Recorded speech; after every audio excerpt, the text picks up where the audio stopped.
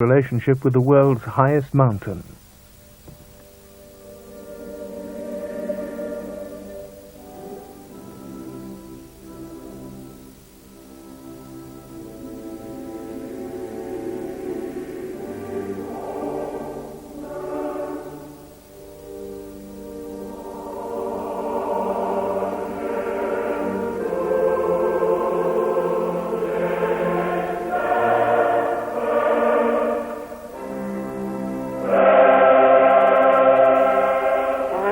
To the summit tomorrow. Wish us luck. Then we have to leave him before he was dead. Physically, I don't think we pushed ourselves to the limit, and I don't think we stuck our necks out as regards danger. But meanwhile, congratulations from every single one of us. Well done. I said, "Where's Mick?" He said, "Oh, God knows, God knows."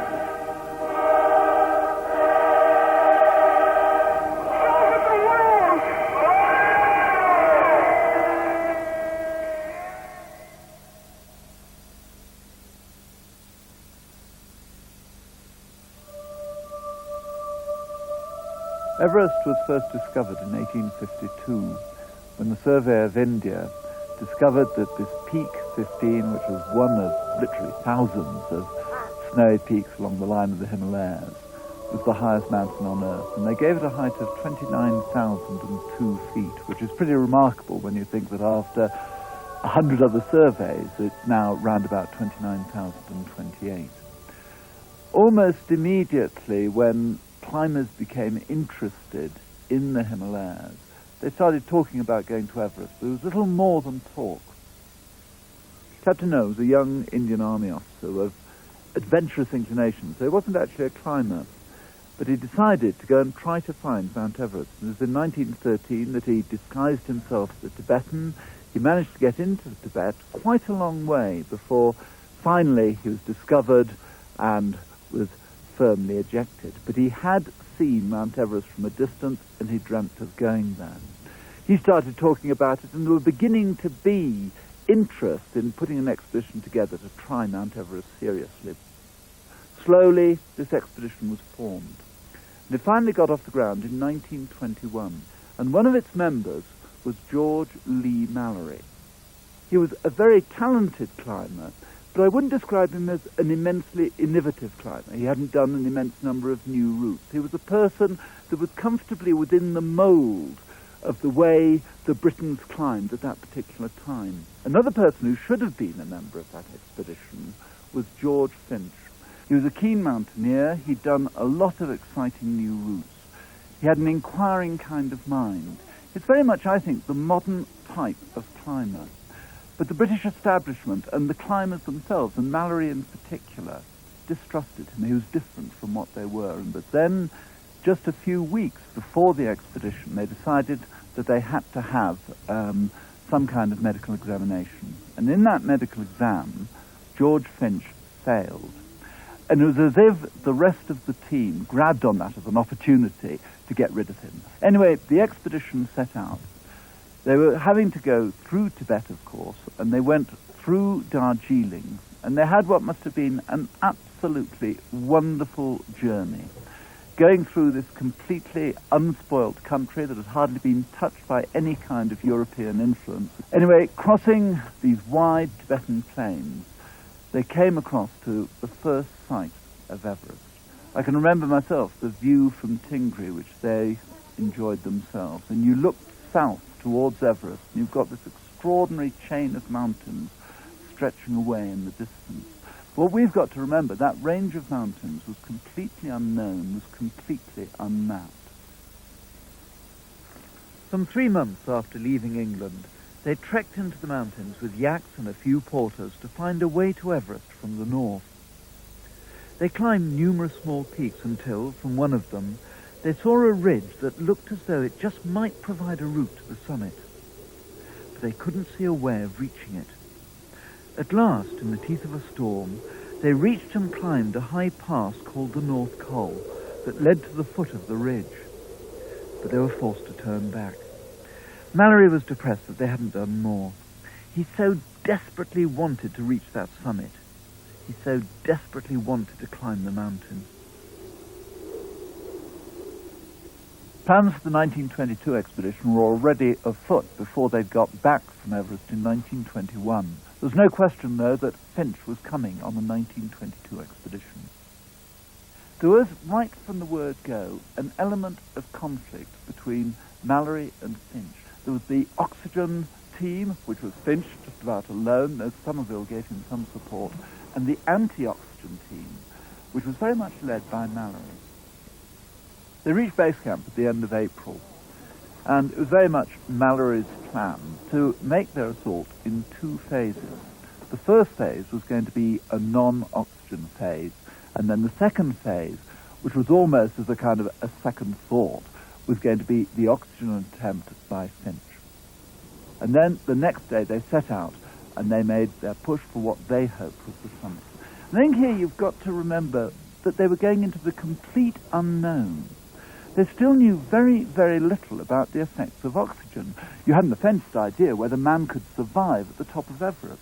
But looking at it from where they were, that summit does actually look deceptively close. And I can imagine them being enthusiastic and very, very optimistic. And then the terrible realities of altitude would have set in as you just push one foot in front of the other.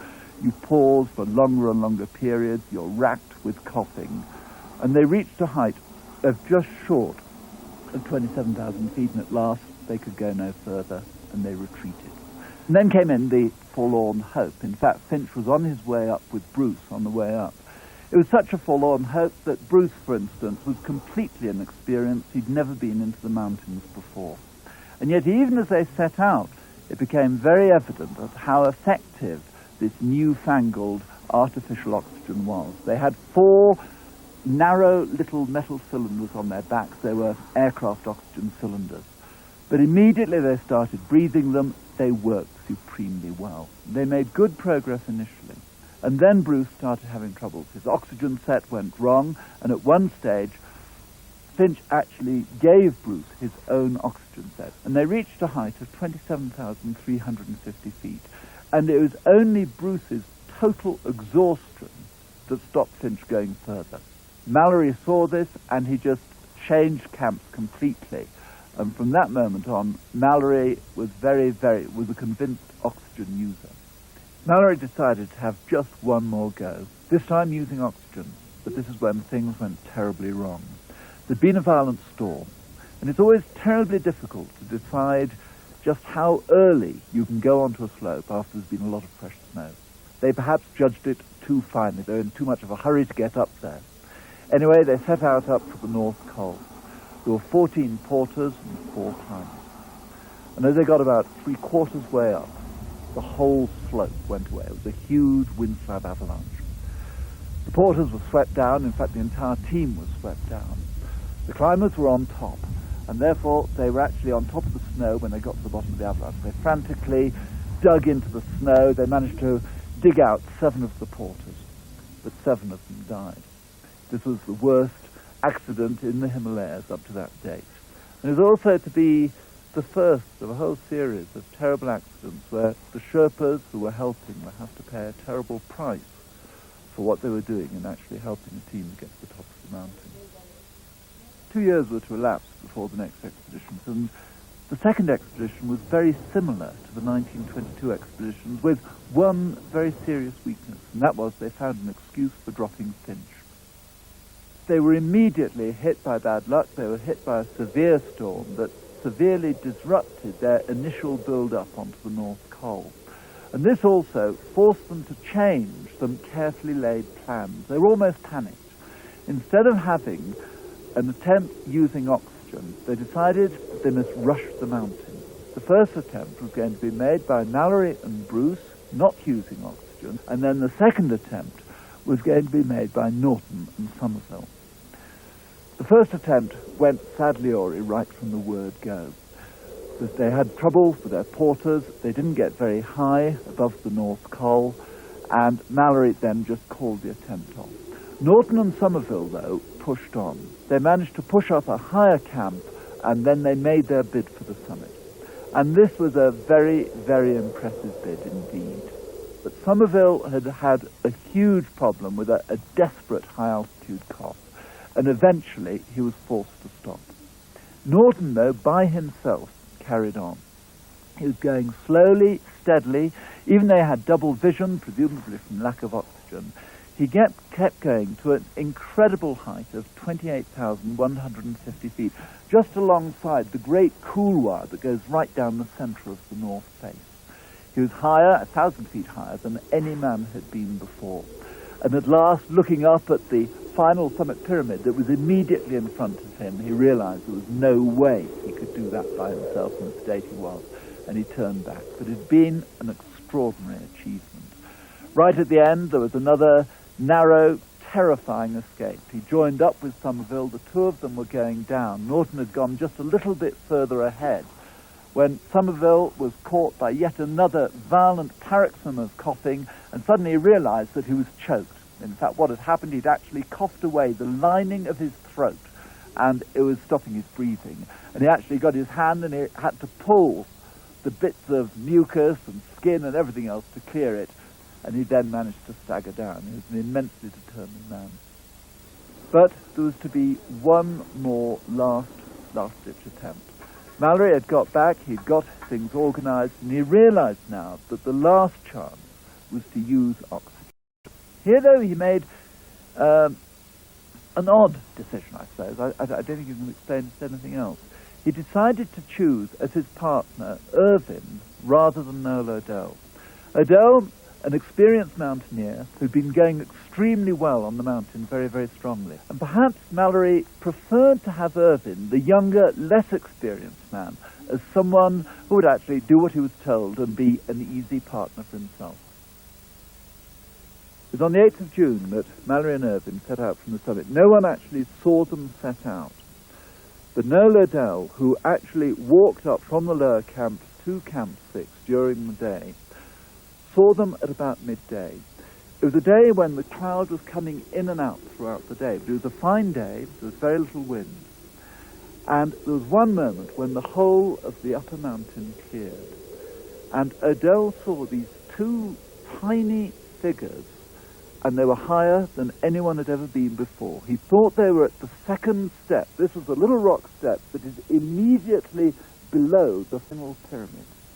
And then the cloud rolled in. And of course, that was the last time they were ever seen.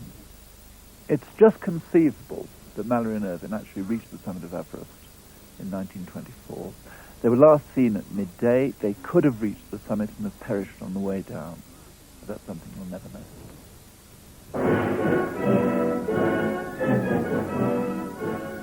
It was not only mountaineers who fell under the spell of the world's highest mountain. Early in April 1933, two British biplanes roared into the sky from a dusty airstrip in northern India. Their mission? To become the first to fly over and photograph the summit of Everest.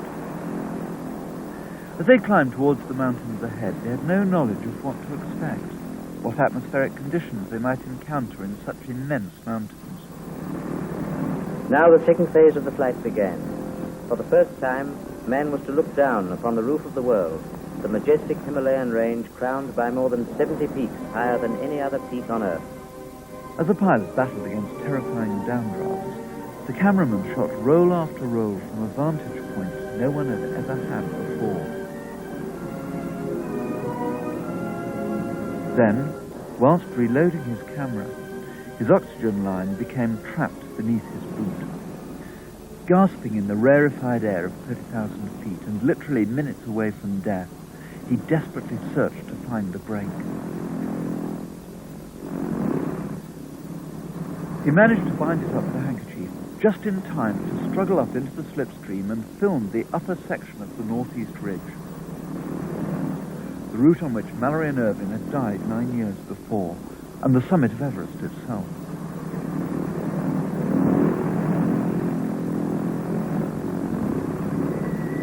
But, already weakened by lack of oxygen, he slipped into unconsciousness. Only a rapid dive to lower altitude could save him.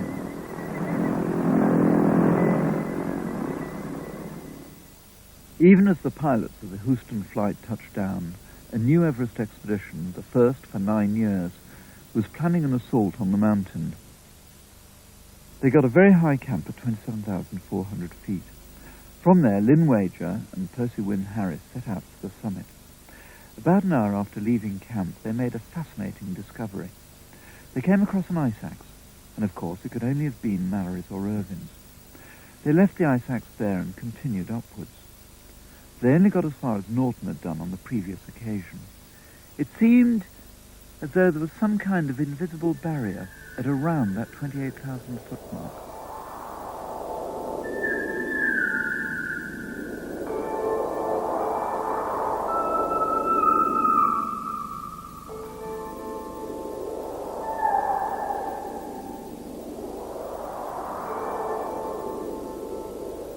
After the war, the situation completely changed, and it was Tibet that was totally closed to foreigners, while Nepal actually opened up its frontiers. It was actually in 1950 that a small party of what was really trekkers, they were the modern trekking group, were the first people to actually come up this valley, the Khumbu Glacier, to look at Everest from the south and actually find out whether there was a route there. Anyway, they came up here, and it must have been quite incredibly exciting for them. Can you imagine what it was like, being the first people to have ever walked up here with a group of Sherpas, and then look round the corner and see the Khumbu icefall, this incredible torrent of ice, and decide whether it was climbable or not. The following year, things really started to move. The reconnaissance came out in the spring of 1951. And it must have been quite incredibly formidable, actually just starting out up the Everest icefall. It's a huge cataract of ice. It's certainly one of the most difficult icefalls in the world. And they slowly worked their way up it. They actually reached a point where they could see into the western combe. But what was surprising is that they didn't go right into the combe. There was a great crevasse just at the beginning of the combe, and they stopped there, and they turned back. The trouble was, though, the British had forgotten the fact that they no longer owned India. They no longer had the influence that they had before the war. And as a result, they very nearly blew it, because the Swiss had applied to climb Everest, and they had permission from the Nepalese government for 1952. And they very, very nearly made it. It was Raymond Lambert and Sherpa Tenzing Norgay that actually got to a point, 28,210 feet. It was high on the shoulder of Everest, just below the south summit, and finally they were forced back by bitter cold. They'd stretched themselves to the absolute limit. Back in Britain, Colonel John Hunt was summoned to the London headquarters of the Royal Geographical Society. His brief? To select and equip a team of the highest quality for a final assault on Everest. They knew that this time they had to succeed. This was their last chance. They knew the French, for instance, had permission to attempt the mountain the following year. At Advanced Base in the Western Coombe, Edmund Hillary and Tenzing Norgay set out for the South Col and the summit that lay beyond. High above them, the first summit bid by Evans and Bodillan was already underway. 11 hours later, the first pair staggered back to the South Col. Bodillan and Evans were totally exhausted. They'd reached a point just 300 feet below the summit. They were forced back when their oxygen supplies had run low.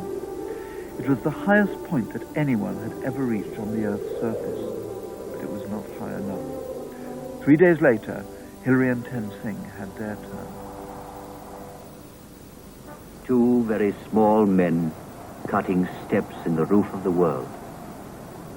On the right, there are tremendous fingers of ice hanging over this great Kangshung face, about 18,000 feet high. And we have to keep off those, because if you step on a cornice, it gives way under you and precipitates you down the face. We're starting to slow down a bit, we're getting a little tired, and I think we're almost getting a little desperate in our seeking for the summit. And we came around the last bump, and then we found the ridge dropping away to the north, quite a relief.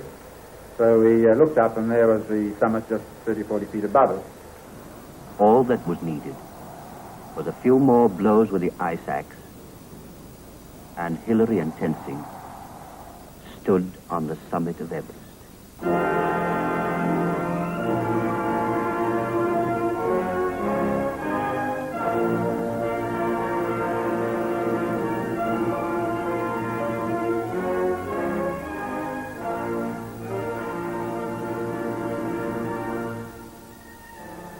so at last, Everest was climbed. And at the time, people thought, well, that's the end of Himalayan climbing. But of course, they couldn't have been more wrong. That was just the beginning.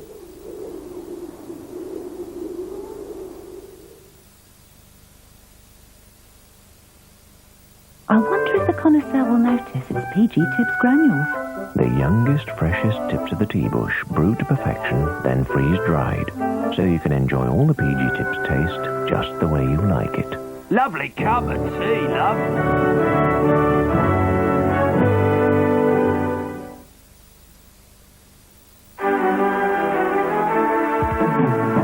Do It All this spring, we've got the lawnmower you're looking for. Whether you want a hover, rotary or cylinder. We've got Black & Decker. We've got Qualcast. We've got Mountfield. And a huge range of Plymos. So get your new mower from Do It All. But first, get this voucher worth up to £20 off from most national newspapers. Do It All. Better products, better prices. This is new Colour Magic car polish from Turtle Wax. It's colour enriched to blend with your car's colour. Watch. When you polish, minor scratches disappear like magic.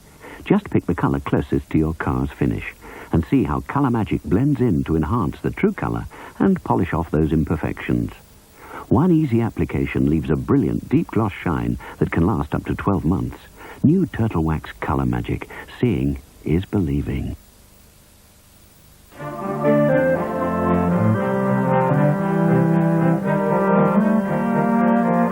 Annual Achiever Award. Who'd have thought it a year ago? You see, I've been at NatWest for 20 years, quite happy when, I don't know, I started to feel that perhaps I needed something new. A change. Then someone suggested moving into pensions and life. Well, at first, the training was hard, I'll admit. Like being back at school. At my age. But I passed with flying colours, so to speak, and I was out on the road. And then, do you know what really stood me in good stead? It was my 20 years at the bank. I knew about people, you see. That's what I do now, really. Go out, meet people, sort out their problems. I've never looked back. How NatWest changed my life. Never looked back. You could use that in one of your advertisements. Never looked back. Never looked back.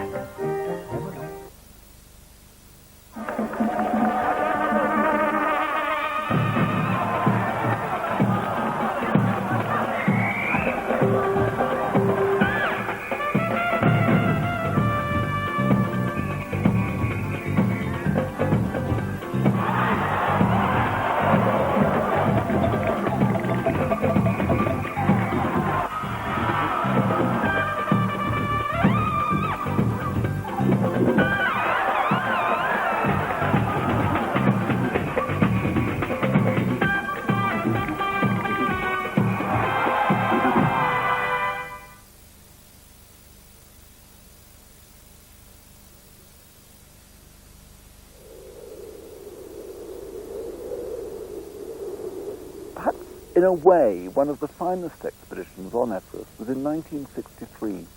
It was a huge American expedition led by Norman Dyer first, and he put together this huge expedition, altogether 19 climbers, a large Sherpa force.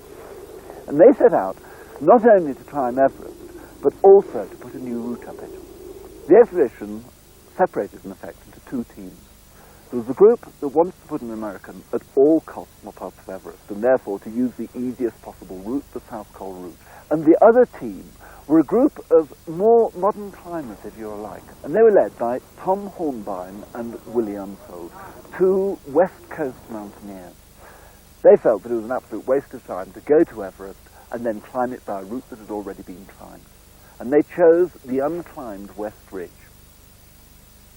And what they found very, very quickly was there were not enough resources for two equal efforts on the mountain. Inevitably, the certain effort, the effort to get to the South Col, was given priority. And yet Unfold and Hornbein just kept going. And so, starved of resources, they slowly battled their way out of the western combe, up onto the west shoulder of Everest, and then they looked across onto the north face. They realized they couldn't possibly climb straight up the ridge. It looked too difficult. And so they poached into China and were working their way across the North Face to what they saw was a narrow gully that seemed, maybe, that it would lead to the top of the mountain. Over on the southeast ridge was the main part of the expedition. Jim Whittaker became the first American to plant the stars and stripes on the summit of Everest with his Sherpa companion, Nawangombu. Meanwhile, thousands of feet below on the west ridge, Hornby and Numsfeld were forging a route into the unknown. They were a long way from the summit, and they had absolutely no way of knowing if they could get to the top. And they very quickly realized they couldn't possibly get back down. There was only one way, and that was over the summit and back down by the southeast ridge, which of course was a route they didn't know. Even with their flow of oxygen, they can barely breathe. They can barely move their leaden feet. But still they do move. Made weak by time and fate, but strong in will to strive, to seek, to find, and not to yield. And then, before them is a sight to lift the heart and bring tears to the eyes. After 3 weeks, Jim Whittaker's maypole still stands fast, with old glory streaming in the winds of space.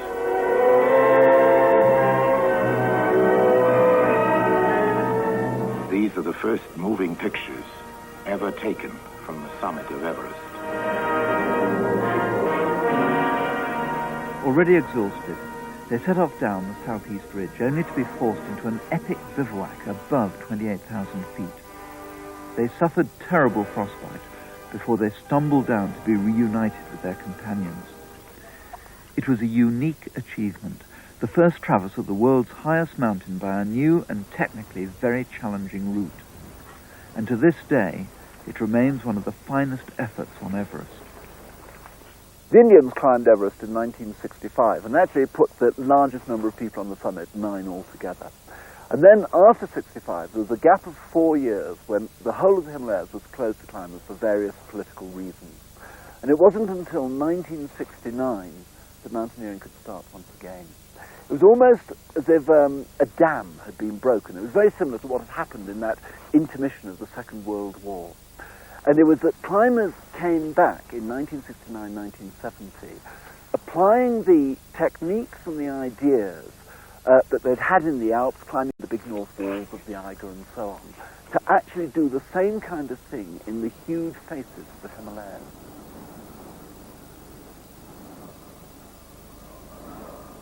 "1970 was a year when we went to the south face of Annapurna and tackled that. Reinhold Messner went to the Rupal face of Nanga Parbat. The French went to the west buttress of Makalu.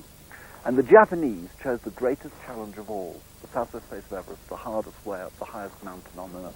And looking up at the huge southwest face of Everest, it was quite obvious to them that the major problem was the rock band, this wall of rock that stretches right the way across the face, at a height of about 27,500 feet, higher than most of the other mountains in the world. They were desperate to put the first Japanese on the summit of Everest.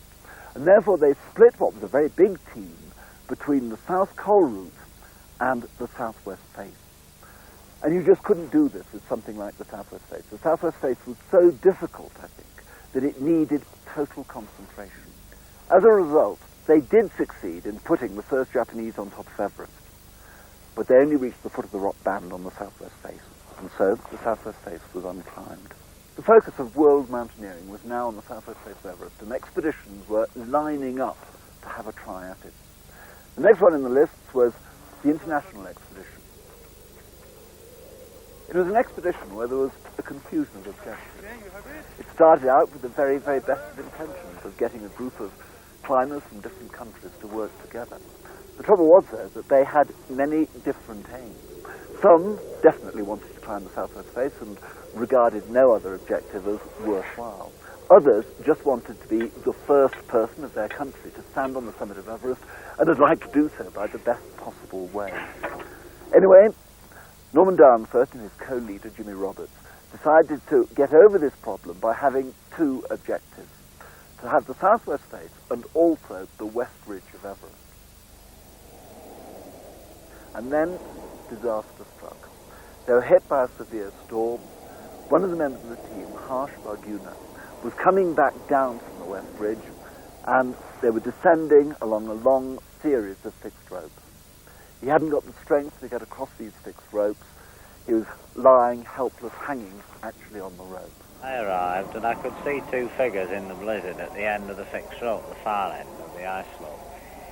But I saw that they were lowering a third figure, which I assumed was Harsh. And about 35 feet short of the crevasse, the rope stopped, and they shouted that there was no more rope.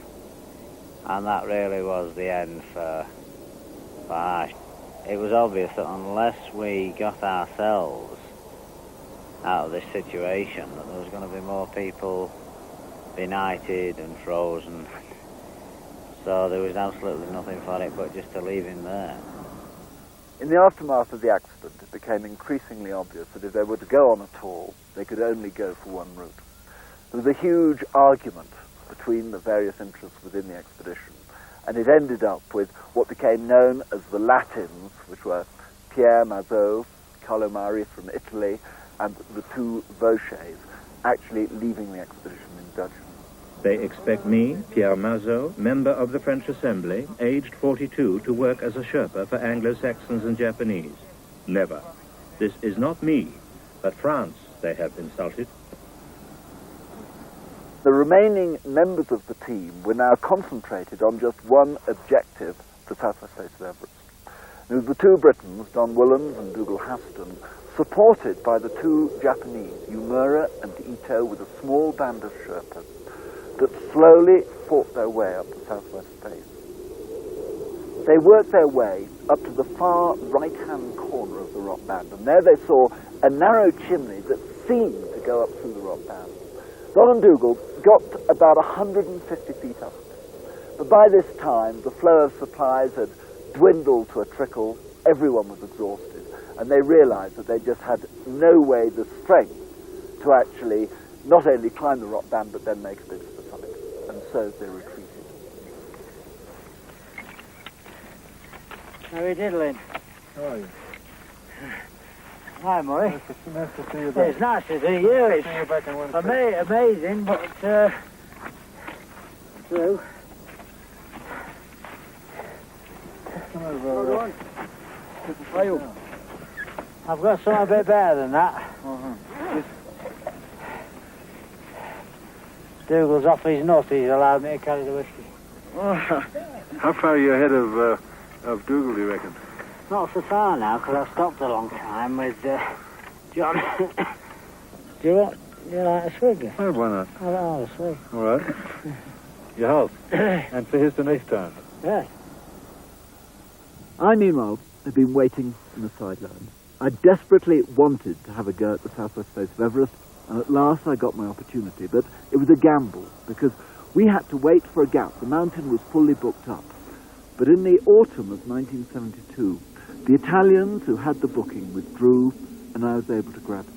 This meant, though, going post-monsoon, when no expedition had succeeded in climbing an 8,000-metre peak, let alone Everest, in that period. They'd all been defeated by the winter winds and the bitter cold.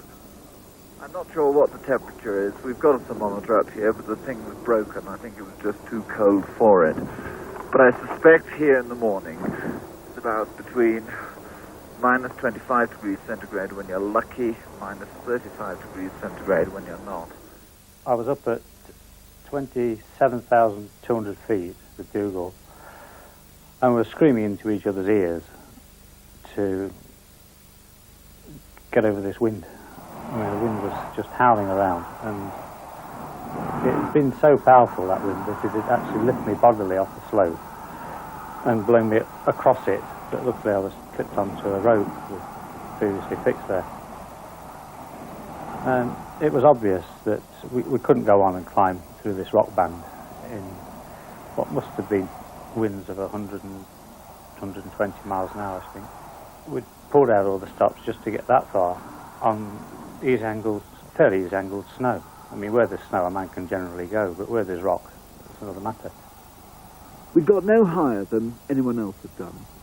We'd taken ourselves to the limit. I think it was the toughest expedition that I, and I suspect any other members of our team, had actually experienced. And yet, we'd learnt a great deal. For a start, the experience had drawn us closer together. The team had worked as a group. In 1973, another very, very strong Japanese expedition went for the Southwest Face in the autumn, like we had. Amazingly, they didn't go for the left-hand couloir that the Japanese had attempted in 1971. They did the same route that we tried in 1972. And then, in the autumn of 1975, we put in the largest expedition that had ever attempted the Southwest Face to concentrate solely on the Southwest Face. And this time, we had greater success. The rock band was the key to the Southwest Face. This time we went for a fault line at the left-hand end where a gully led upwards to a point where it seemed we might be able to break through to the upper face. I climbed in support of Tuck Braithwaite and Nick Escort, who pushed the route to that point. It was the next rope length that would make or break our expedition. What it is an overhanging wall like this and a ramp going across it. And the wall is made of very compact, very hard rock like the rock band. But this is made of very messy, loose rock, covered in, because it wasn't quite vertical, covered in very soft powder. And the only really good hold was I could wedge my arm behind the sort of snowdrift, and you just hope that this great boss of snow would stay there, because you're hanging with most of your weight on it. And I inched my way slowly up this with my arm hooked around this thing, trying to find foothold. I went on another, I don't know, 30 or 40 feet, not very far. Just, there was an obvious big shoulder, which was obvious at the top of this, rock band. And it's a rock band really that stopped 7 other expeditions. I hope we find a way through it. Once we'd cracked the problem of the rock band, Dougal Haston and Doug Scott crossed the snowfield above on their way to make the first attempt on the summit. You can make the leader very clearly. You can get the occasional flash as well of you can see him in the naked dead man he's got. You can get the occasional flash with the naked eye. We're going up the South Summit couloir, and that was just so desperately unconsolidated, that snow, that we're at times right up to our chest in it, and we're like doing a swimming stroke motion, like a breaststroke, to pull the stuff out of the way, and to press down. Dougal was leading most of that, and I was having to push him up from behind, stick my ice axe in for him to stand on. And that just went on and on. It was 4 o'clock by the time we got to the South Summit. By that time, it was obvious that they were trying for the summit that night. There was just one more challenge. And then there was the Hillary Step, and that was difficult. Though by that time I did know we were going to make it. In some ways, I think for all climbers going to Everest, there's a lot of ambition. Anyone that goes to Everest, it must be an ambitious person to want to put up with all that suffering that goes on there. By the time you're up there, I would say you're climbing beyond ego or even thinking about anything other than making that next step. You're just into another gear altogether. The summit comes as a surprise. Suddenly, that's it. Oh, nowhere else to go. Into reverse. In that way, it's a bit of an anticlimax in some ways. Hello, Doug. It's great to hear you. Did you make it? Over. Yes, we started on top of Everest 6 o'clock last night, just as the sun was setting. Fantastic evening. Wonderful, Doug. Congratulations from every single one of us. How are you? How are you? Over. Picked the thing into life properly. And there was Chris on the other end of the line. And all very emotional. And we told him where we'd been, and he was even more emotional. And then told him we were all safe and no frostbite, and he was, of course, over the moon. We're on Open It. We're listening out the whole time. So as soon as you've got yourself sorted out, you can come back to us. But meanwhile, congratulations from every single one of us. Well done. Our second summit push went in 2 days later. Peter Baldwin and Sir Temba Sherpa went to the top of Everest. A few minutes after they left the summit, they met cameraman Mick Burke heading upwards. They agreed to wait for him lower down. As the weather began to break and the wind tore at the tents at Camp 6, Martin Boyson was beginning to fear the worst. With howling gale, snow was really rattling down, the tents were rattling, and I began to get extremely worried at that point, because I was thinking, well, if they don't actually get back, or if they miss the ropes due to the whiteout conditions or anything else, then if they have to stay a night out in that weather, and I thought that's going to be extremely serious. They could very, very easily die. The probability would be that they would die, in fact. We could see about 5 feet at this time. The snow was icing up our eyes, and we just felt we had to go. We just couldn't wait any longer, because with the weather being as it was, we'd have never survived a night out there. Eventually I heard a sort of crunch in the snow, and I popped my head out of the tent, and I saw Pete sort of really sort of staggering in with his face. Obviously wasn't a sort of jubilant face. It was a face of horror, really. And I immediately asked, how many of you are you? And he said, there's myself and Petey. I said, where's Mick? He said, oh, God knows, God knows.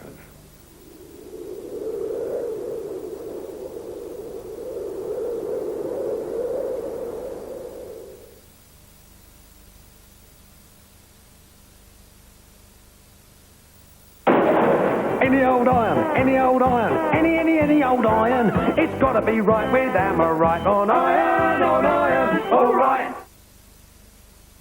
Never forget the day the walls fell down. I was at home with my wife.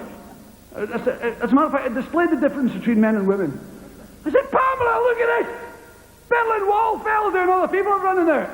She said, I'll come in a minute, I'm busy. It's the Berlin Wall!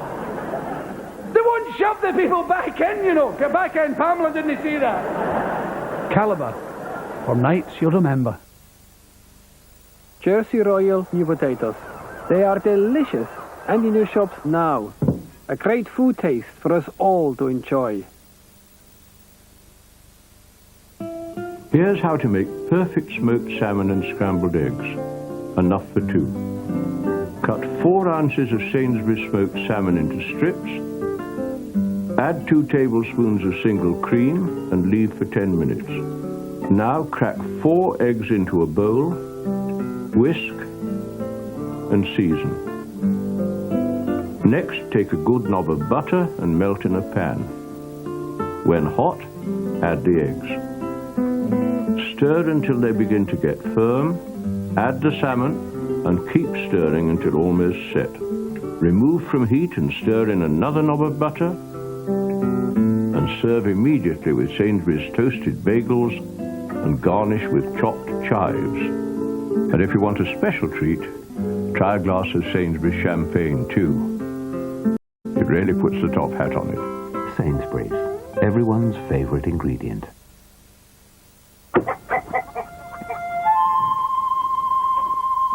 For the thick-cut chip, with the big potato taste, there's nothing like the real McCoy. I invited the neighbors over. Think they'll come? They'll come. The real McCoy. The big chip from the big country. In every branch of Bradford and Bingley, you'll find one of these. You'll find one of these. Bob is one of our highly qualified financial experts. Aren't you, Bob? That's right. He'll look at the wide choice of plans we offer, savings accounts, pensions, unit trusts, that sort of thing, and then recommend what he believes is absolutely right for you. We think most people will find his help invaluable. Don't we, Mr. Bingley? Expert advice on savings and investments from Bradford and Bingley. And Bob.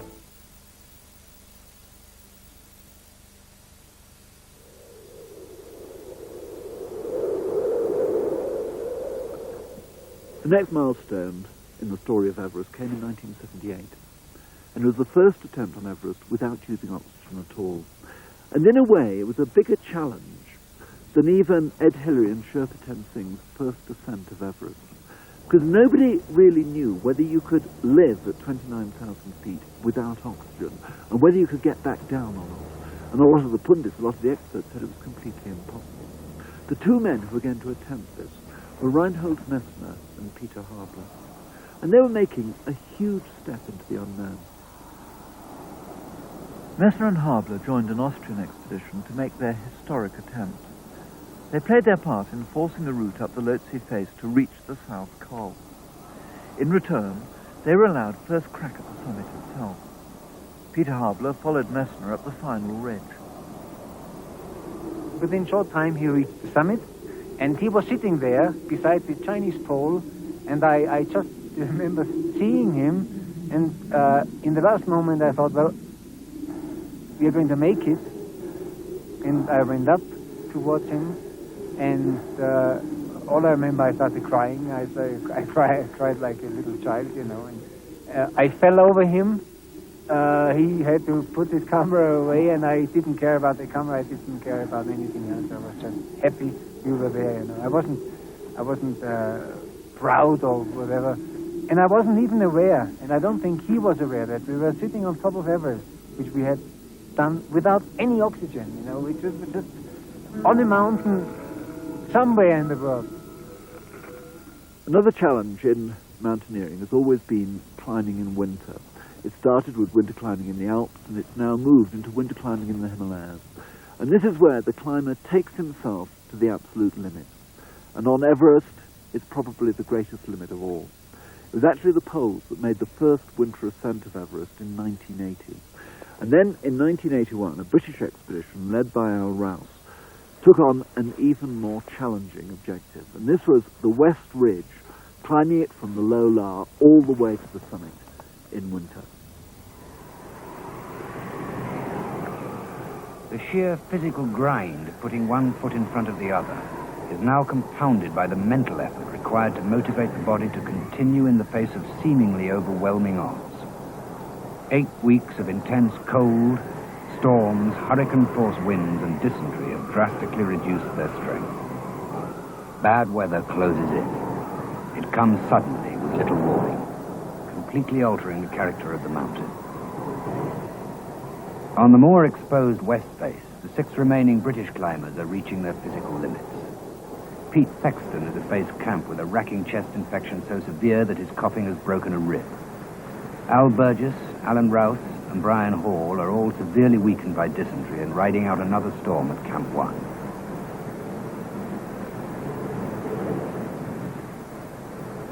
Two and a half thousand feet above them at Camp 3, Joe Tasker and Abe Burgess wait out the storm and await the support they feel is necessary to push forward and set up Camp 4. Sporadic radio contact serves only to increase the confusion and isolation between Camps 1 and 3. Joe Tasker. Abe and I had been at Camp 3 for about 3 days, and we suspected that there was some doubts from those at Camp 1 about going on with the route. But Abe and I were quite certain that we could make it to Camp 4, but we would need support. And they asked us to, well, go along and establish Camp 4, which would take 2 or 3 days at least, to show them, to make a demonstration of what was possible. But we felt that really, if nobody was going to come up and support, and we didn't feel as if they would be able to do anything once we got to Camp 3, well, we felt that there was no point in going on. I mean, we were exposing ourselves to risks needlessly. The British Winter Everest expedition is disintegrating. Well, it's unfortunate that the mind drives the body. And when the mind's given up, the body ceases to function well. I agree, absolutely. I don't think we tried to the maximum. I don't think, physically, I don't think we pushed ourselves to the limit, and I don't think we stuck our necks out as regards danger. The commitment at that level could demand the most exacting price, as Joe was tragically to discover. One of the last great challenges of Everest was to climb the northeast ridge complete, all the way from the Rafiu La right the way to the summit. To climb it in its entirety made it the longest way to the summit of Everest. And this was where I came back into its story. The challenge in mountaineering lies in confronting the boundaries of what is believed to be possible. The lesson of the big expeditions of the 70s was that if your expedition is large enough, if your planning and your gear is good enough, you can climb almost anything. This time, though, in 1982, we wanted to pare the team down to the minimum. Just 4 of us went to tackle the mountain. Myself, Peter Boardman, Dick Renshaw and Joe Tasker, one of the most determined men whom I've ever climbed with.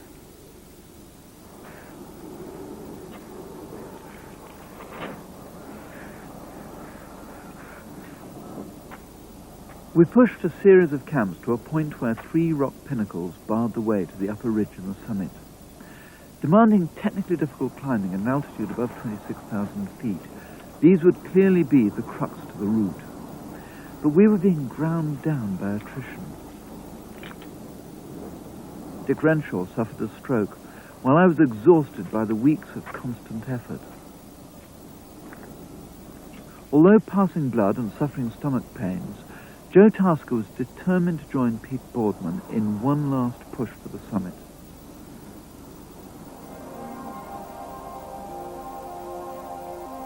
Now it was a matter of watching and waiting. Hello, climbing team, do you read? Over. Regular calls on the radio produced no response from the ridge. But on the evening of May the 17th, they managed to pick out 2 tiny figures at the bottom of a V between 2 pinnacles before they disappeared from sight. It was the last time Pete Boardman and Joe Tasker were ever seen. There were several more attempts on the northeast ridge of Everest, and at last in 1988, Russell Bright, a New Zealander, and Harry Taylor, as members of a British expedition, at last managed to cross the pinnacles. From the position of our high camp 6 years before, Bright and Taylor edged their way through the pinnacles. The extremely heavy snow conditions meant they had absolutely no means of securing themselves in the event of a fall. At advance pace, Dr. John English photographed them at the precise spot where we had last seen Pete and Joe. After 18 hours of painfully slow progress, they bivouacked exhausted beyond the last pinnacle. Now at last they were on known ground. The next day, confronted by heavy falls of fresh snow, they knew that the summit was beyond them. They had no alternative other than to retreat down the north ridge. But for the first time, every foot of the northeast ridge had been climbed.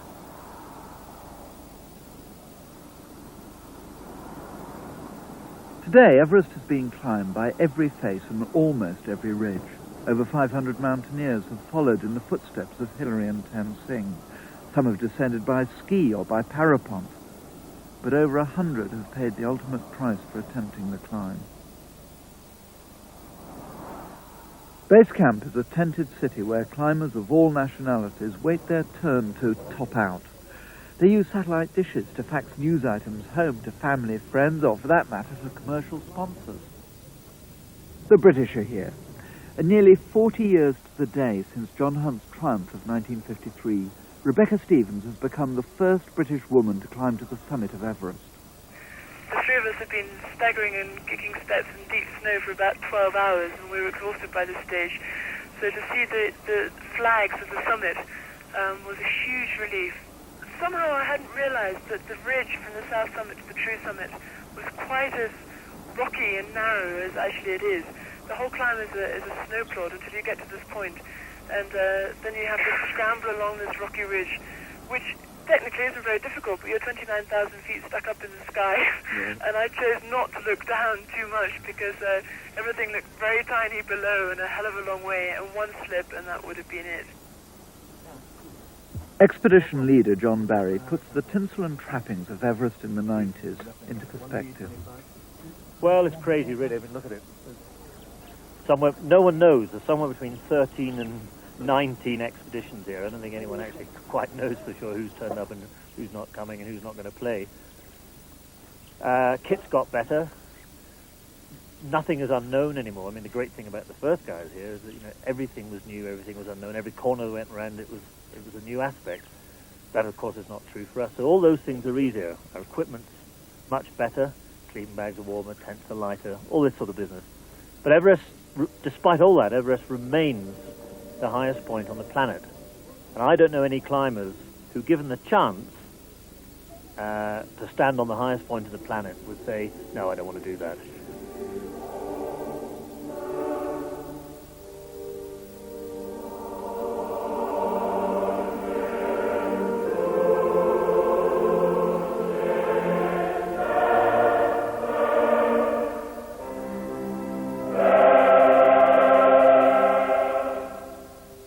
Everest in a period of something like 72 years, from the time when Mallory first went across the Tingri Plains, and when that mountain then was unexplored, it was completely unknown. It's now gone through a transition of development, really, by which there have been different routes made on Everest, where we've now got 14 expeditions sitting at the Everest base camp, where people are being guided up the mountain. And yet it still is the dream of every climber. It was my dream to get to the summit of Everest. And I think that's something that will go on for as long as people go climbing.